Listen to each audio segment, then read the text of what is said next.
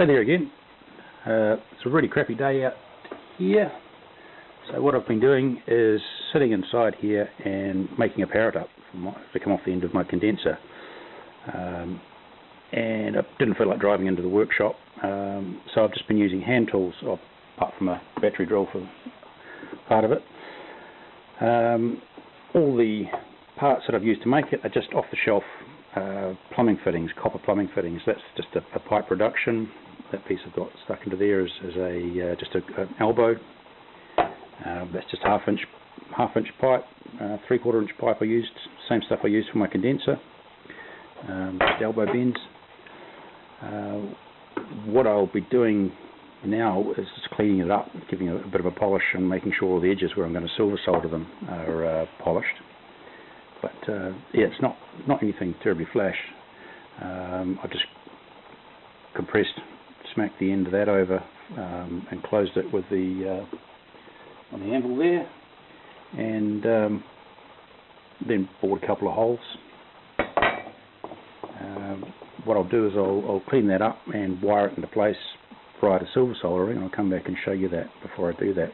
But before I do, there's a couple of little cool tools here that may help you if you're going to start doing this sort of thing. This is a stepper drill. This is really handy for punching pipe size holes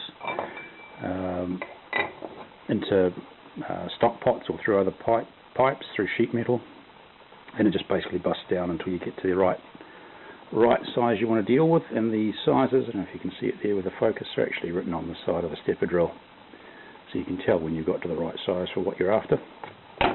And these guys here are stainless steel burrs. You can use them on anything else, other metals, but they're meant primarily for stainless steel, so they have no problem with a softer copper. You can put them into a drill, or ideally they go into a die grinder, and you can open up holes, get in there and abrade the inside of the hole. And they're really handy when you've got something like that hole here that you can't drill it right through. You can maybe get it started and open it up, but then you want to file it out to size, and you can't get a full stroke with the file through there, whereas you could with that one. So 2 sets of very handy tools there. So I'll go and clean these up. And here's my Parrot now that I've given it a bit of a buff with some abrasive wool, and assembled it all together. I've just got a bit of twist wire around there to hold it all together. Put a bit of tension on that riser, and I'll take it out now and solder it all together. This is my Parrot now. It's been cleaned up, give it a quick brush, and I put a tri-clamp fastening on the end of it here. That just plugs straight into the output for my condenser. And to anyone who's wondering what it is and hasn't used a Parrot before, what happens is your alcohol comes out of the condenser down this pipe here into the bottom of your Parrot and up, fills up this tube here inside. You have your alcohol emitter down there, and that basically, wherever it settles, it's kind of like a hydrometer, will give you an indication of what your alcohol content of what's coming off your condenser is.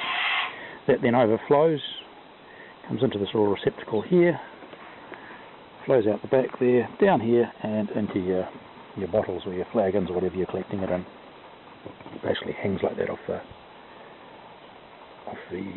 back of the condenser.